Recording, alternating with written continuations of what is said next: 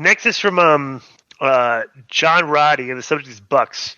I really enjoyed this week's Billy Talks About Himself segment. I can't help but notice that Billy has stopped breaking news of the show, yet instead just talks about whatever's already out there that everyone already knows about. Yet he somehow claims to be the one breaking it. Vince selling WWE has been spoken about since before the pandemic, but Billy really comes on here claiming it has his own story, and Disco kisses his ass for it. It's like, bro, let me explain something to you about the Billy segment.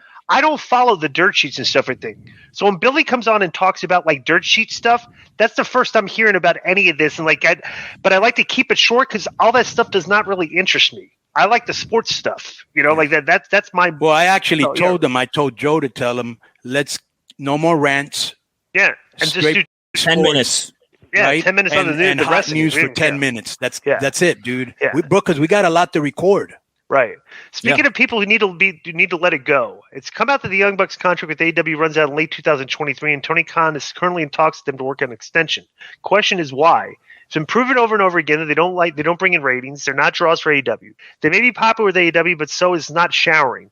Do you think that Tony Khan should thank the Young Bucks for all their time, shake hands, and let them go? AEW's been around for about 4 years. If they're as stale gets, they need to cut some off the top names of the roster and push new people. K100 team, what say you? Well, what they didn't, the Young Bucks did not give us is they had a classic long-term feud right there in their lap with them, like them against FTR. Like the Midnight Express versus the Rock and Roll Express, which went on for a year. Right? They never did it.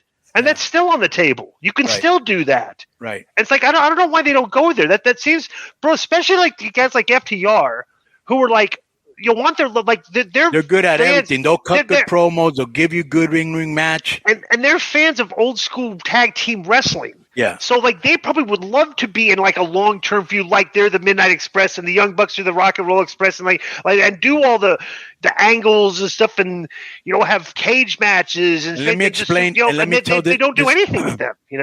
What's this guy's name? John Roddy. Okay, John Roddy. Let me explain something to you. Young Bucks are good for the dressing room because they're easily approachable. They like to help people. They're just good people to have. There are certain people you want to have in your locker room. They always gave good matches. They don't care about losing or winning. They just want to entertain the people. They're just very good to have any way you cut it. The problem is you're right. They kind of have gotten stale. They need to kickstart their because they're entertaining. Yeah. And you know what too? I think what the Young Bucks' problem is, bro. They haven't cut a lot of good promos, and it's like sometimes their backstage segments are kind of like weird, Like I don't know, I don't know, but I don't watch the Being the Elite stuff that like everybody thinks it puts over. So